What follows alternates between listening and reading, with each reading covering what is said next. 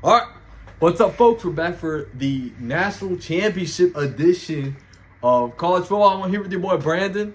What it do? I know what it we, do? One more game left. I know we missed.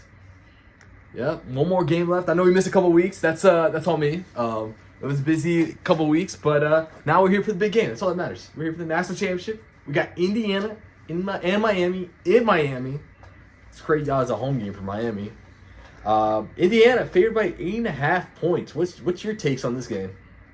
I think that 8.5 is fair. I mean, I think Miami keep it closer. The thing I'm interested in is I don't think Indiana has played a team as physically dominant as Miami is. I don't think Miami is all that great of a team. I think they're on a hot streak, but I don't think they're all that great overall. But they do have an elite offensive line and an elite defensive line, and I don't think Indiana's seen anything like this this whole year. So it's going to be interesting to see because Indiana's got a lot of undersized defensive linemen, but they just get after it. They know how to. They got good technique. They got good form. They're always in the right position. So it's going to be interesting to see how that undersized D line handles Miami's just massive offensive line because Miami's got a good offensive line, so it's going to be interesting to see that matchup. Yeah, and that's how most games go. It's whoever has the better trenches. But Yep. Indiana, man, there's something else, man. They're a team that's well coached. They don't make a lot of mistakes. You watch them play; they don't get a lot of flags. They don't cause a lot of turnovers. Mendoza, he's pretty decisive with where he throws the football. He throws a tight ball, and Indiana's defense is something else, man. They make other teams make a lot of mistakes, honestly.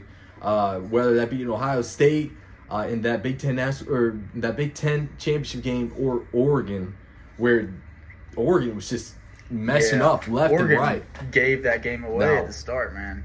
Oregon just crapped their pants. Exactly. The lights were too bright. They needed to get the lights off of them, and the lights never got off of them. Turn off the lights. Turn off the lights. But yeah, man, there's something special with this Indiana team, and I love to see it, man. It's a team with no 5 stars, maybe like 7 4-stars, and a whole bunch of 3 stars, and they're in the national championship. I mean, no one probably picked Indiana to make it this far. Now they're here. Yeah. And Miami, they're on a run too. I don't think much people picked Miami either, but their defensive line is the best in the country, I'd say, and they kind of carry them near to the national championship. I mean, they got playmakers on offense too with Malachi Toney. The dude's supposed to be a senior in high school, and he's balling out right now. The running back Fletcher, he's balling out right now as well. Now, Carson Beck, though. That man did not play all that great against Ole Miss last week, but hey, they still pulled off the win. He was good enough to get a win. Was not very impressed with some of his throws, so he has to be very careful against this Indiana defense because they'll take their opportunities if you give it to them on that defense. Yeah. So, I think it's gonna come down. I think this Miami team has won in spite of Carson Beck, not because of Carson Beck. I would love to see this Miami team with Cam Ward at their quarterback. I think you put him at their quarterback this year, I truly would think that they were the best team in the country, if not, top 2 or 3. But yeah, Carson Beck sometimes he just doesn't look like he knows what he's doing. But then sometimes he'll make some elite throws. He'll make some elite throws, but then other times, dude, he just makes some dumb decisions. Yeah. It's exactly what's it, man. So that's why I'll give Carson Beck props though. I've never seen a man turn like his own screw ups into like him being the victim is good. Like Carson Beck, like Georgia gave Carson Beck everything for 5 years, and then he declares for the draft, and then Miami offers him back, and now all of a sudden, Georgia is this like evil witch that just treated him like dirt for 5 years. I'll give his PR team like a ton of credit. Like they have really made that story something. Jeez, man. Carson Beck, the gift that keeps on giving. Yeah. But, I mean, I think this game is definitely come down to the quarterback play, and whoever makes the less mistakes, because both these defenses are real good, and they'll they'll take their chances, man. When they're given an opportunity to get a turnover, they'll take it. So for that reason, I'm going with Indiana this game just because they're not a team that typically makes a lot of mistakes. They're well coached. They don't get a lot of flags. So I think that's going to be the key of this game. Now for the 8.5-point spread, I think Miami, I think they'll cover. But it's hard to say because Indiana's been blowing like teams out in the playoffs. So it hasn't even been close. I can see why it's an 8.5-point spread, but I don't know. I gotta think it's gonna keep it close. Miami. I think Miami's gonna keep it close. So I'll take Miami with the 8.5-point spread. Why not? No, yeah, I like that take. I tend to agree. I like Indiana winning, but I do like Miami keeping it. Indiana. Did I say Indiana winning? Yeah. Yeah. I have Indiana winning, same as you, and I do have Miami covering the spread. Because I think Miami's going to stay in it simply because of how good they are on the line of scrimmage. I think they're going to be better than – it's going to be one of those rare cases where they're going to be better on both sides of the line of scrimmage. But like you said earlier, it's going to come down to the quarterback play, and I see Carson Beck getting under some pressure, making some stupid decisions under pressure like he loves to do. So I see him throwing, at least one pick. Probably 2 or 3 maybe. And just agree with you. Like Indiana, don't make mistakes. Fernando Mendoza, he's been under pressure. Like Ohio State was bringing pressure, and they were able to find a way to beat them. So I like Mendoza, even though he is probably going to go down as the worst Heisman to ever win that award. He's still a really good quarterback. I'm not saying he's not a good quarterback, but you put him in any other year, I don't even think he goes to New York in any other year other than this year, and he wins the award. So he's a great quarterback, and I think he'll make fewer mistakes than Carson Beck. So yeah, I got Indiana winning, but like I said, Miami, they cover. Dang, hot take. I love it. So I was gonna ask you. I already know your take on this. I saw someone on Twitter mention this. That Indiana is comparable to the 2019 LSU team. And I know your take on it already, but go ahead. Give me your reaction on that. Whoever says that is just trying to get clicks. I mean, it's pretty simple. Like, the 2019 LSU team is arguably probably the greatest team of all time. The only team that come close was, the 01 Miami. Only team that come close to that 2019 LSU. I believe every single, now I'm going to say everyone, but just about every playoff team, playoff era national championship before 2022 and before just absolutely just wipes the floor with this team, with this Indiana team. I think with NIL and everything like that, it has really leveled the playing field to where it makes Indiana look a lot better because these teams aren't quite as good as what they used to be. When you look at the old Alabamas, the old Georgias, like when you look at those teams, they don't have the depth they have, so they're not as good.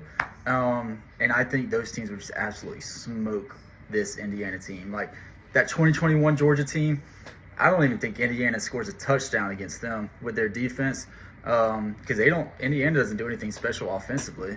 I do think they beat the 2023 Michigan team. But I think last year's Ohio State team and this year's Indiana team wouldn't be a fun matchup for Indiana fans either. I think it'd be very similar to last year's. So yeah, I don't even think this Indiana team is like a top 15 or 20 in the past 20 years. So, I mean, I think they're a team that's just hot. They're well coached and they're hot. That's all I got to say. They benefited from an insanely easy schedule. Now, they've beaten some good teams, but for the most part, I just think they're playing good football, but they're not elite like the previous national champions have been. All right. I love the take. That's great. I mean, to compare the 2019 LSU is a bit tough. I mean, I think what they're doing this year is special just because the talent on that team. And I saw this one analyst of college football explain high school rankings and transfer portal rankings and what that has to do with Indiana, and I thought it made a lot of sense. He was saying how it's not like right that like players are stuck with their high school rankings, even though they may be like several years into their college careers. I mean, I think Coach Sig did a good job of evaluating talent in the transfer portal, seeing these guys being underrated just because they were given that 3-star rating. And this guy was mentioning maybe they need new ratings once they enter the transfer portal. If you look on, I think it's 247, their ratings do change if they're in the portal versus their high school. So I saw this one guy, he was a 3-star out of high school, but then like in the transfer portal he's a 4-star. So they do change. They do have different their ratings do change in the portal from high school. If they play. If they sat the bench, then I don't think it would change all that much, I would assume. But yeah. No, I've seen, well, I don't know. I think it's 247, but I'm pretty sure there's something out there that does rate transfers differently than their high school rating. Yeah, and that makes sense to do that. It's just that, you know, some players on that team, they're more than the 3-4-star sure. ratings they got. But that's like what everyone based it off of. Like Mendoza, he's not like, he's one of the top quarterbacks in the nation right now. And then I know how you're saying they don't compete with like some of the last 15 champions, but if they were in the SEC this year, how many wins do you think they'll get? It depends on whose schedule. If you have Texas A&M schedule, I think they go probably 11-1. But if they have someone like Georgia's schedule, they probably go 10-2, 9-3. All right. That's a good thing. All right. Yeah. So yeah, it's kind of funny also how Miami is in the championship game and the only ACC team in there, and they're not even the champion of their own conference. I think Miami. What do you think of the playoff seeding? Miami being in the championship game right now is a prime example at how this playoff has absolutely just ruined the regular season of college football. Like they lost to Louisville and who else? Do you know? Louisville and some other bum team. SMU. Two absolutely just bum teams, like awful teams, and yet you're still competing for a championship. I'm like, dude, this regular season does not matter at all. As long as you win 10 games and you're the only team in your conference that's worth the crap, and the committee feels bad for you because, you know, they need an ACC team in, then, I mean, you're in. Like, the regular season just does not mean half of what it used to. It makes watching the games not as fun. We'll get into, you know, overall college football later, but yeah, that's my opinion on that. The general state of college football, I think it is a little funky just because I think they're still trying to figure out everything. I agree with Nick Saban how, like, the scheduling is the big issue with college football in terms of when the transfer portal opens, when the playoffs. So I don't think teams should get a month off if they got like a bye in the playoffs. I think national championship, I agree with him, and that it should be played in like New Year's Day, and we don't have to wait till January 19th. That's like a month and a half, like teams just waiting around, you know. Especially since the transfer portal is in that like break between the fall and spring semesters too. So I think there's still like things that can be worked out, and as well as the college football playoffs. I agree. I know how you say it's just let the best 12 teams in. I definitely agree with that. We don't have to let any group of 5 teams in unless they are a top 12 team. Yeah, if they're a legit top 12 team, so. Yeah, let them in. Yeah. You tell me 10-2 Tulane and 10-2 JMU should have been, like, come on, dude. That's just uncompetitive football. That's like week 1 playing a cupcake kind of like warm-up game. Like, come on now. Shouldn't be doing that in a playoff game. Yeah, I mean, I think they should at least be like a big Power 4 team before even getting consideration, and I think they would have to be undefeated. Yeah. I don't know. I think that'd be my criteria for at least getting them in the top 12, unless they do something crazy. Yeah. But yeah, that's like my kind of big issues with college football. What are the big issues with you? Man, let's say college football. I mean, I got a lot of problems with college football at this point. It's more like the NFL at this point, and it's not even like the NFL. Because isn't there a salary cap in the NFL? Like, I don't even know if there's a salary cap. I see players like re-signing to be with a team that they're already on. And I'm like, that's crazy. Yeah, well, dude, like, yeah, you're literally signing contracts to college football, but like, dude, that's not college football. This is basically just semi-pros at this point. There is no such thing as college football. Well, you got Division II, Division III, you know, where those guys don't get paid.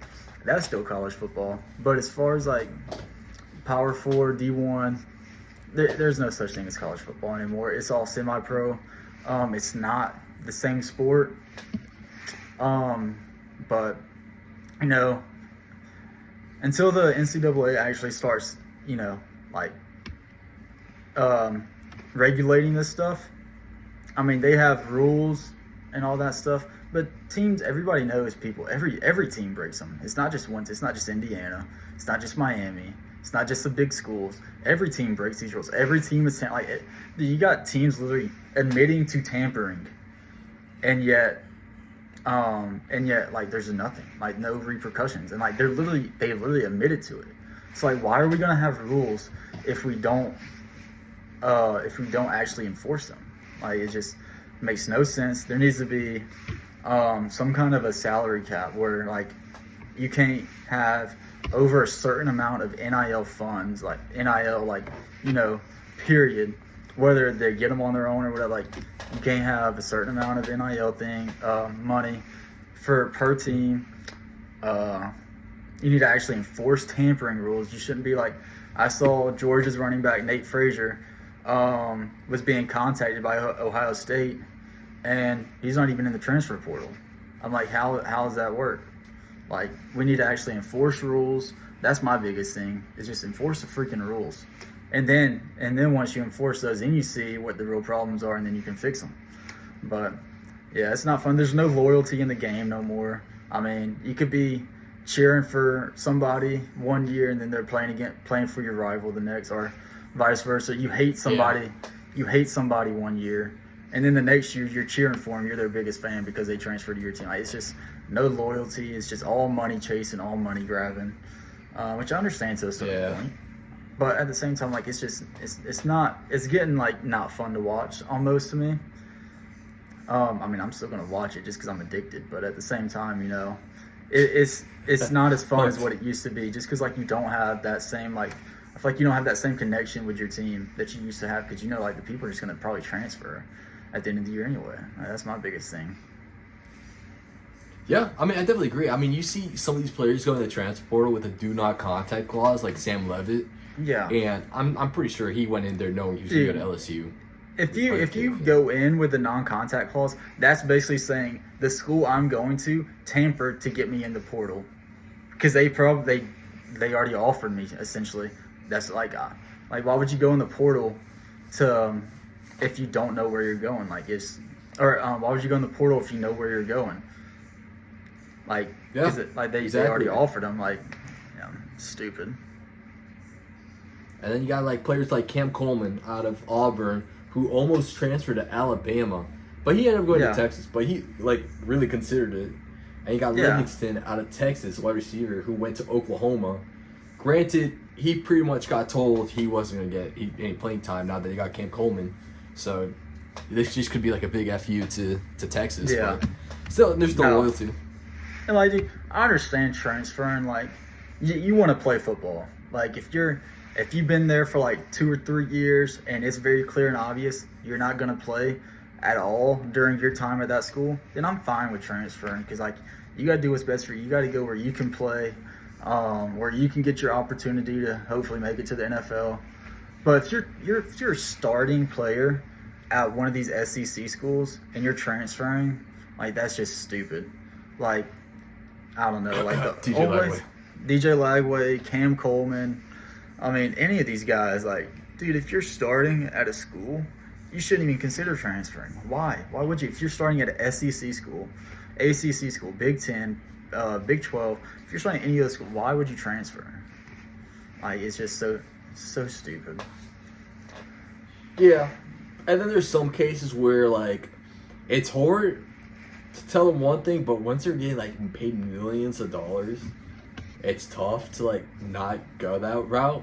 But, like, for Sam Levitt, he's going from a Big 12 team to a big SEC school in which Lane Kiffin has developed NFL quarterbacks year in, year out. So I can see why he would do it. Yeah, I mean, I understand. I understand, like, stock. yeah, I understand why, like, why you transfer from, like, a Big 12 school. I know I said that earlier. I can understand why you transfer from, like, that to an SEC school. But, yeah, I mean, it makes it just, like, annoying to watch at this point. And, like, the biggest thing I think that coaches are going to start valuing is age over stars. Because what this Indiana team is, what, like, average age is, like, 23 years old. Like, yep. Like, dude, their average age is literally someone who has graduated from high school, which is crazy. Or not high school, is graduated from college. Like, that's crazy, dude. Well, that's another thing, dude. You're gonna get me on a tangent. Why are we giving guys 6, 7, 8 years in college football, dude? College is supposed to be 4, maybe 5.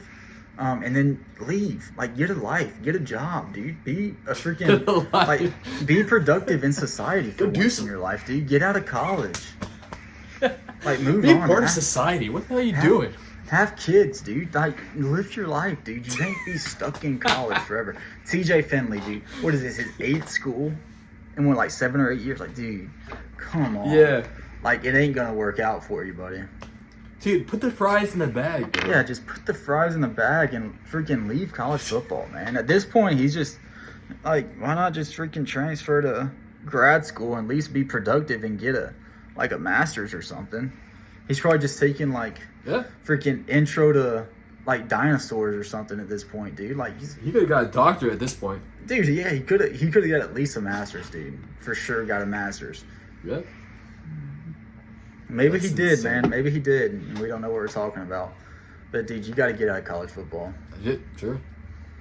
5 years, man. You got players like Trinidad Chambliss who can potentially be a first-round quarterback in the NFL draft, but still fighting to get that, what is it, 6th year of college football? Year. I mean, I know he got declined, but he's still, like, him and Ole Miss are, like, fighting for it.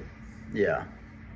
Nah, dude, I think it's crazy. Like, 5 years in, you're out. You get one red shirt, whether it's a traditional red shirt or it's a medical red shirt.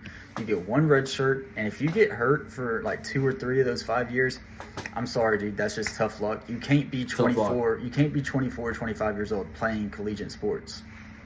Like, you know, that's just the hard truth, man.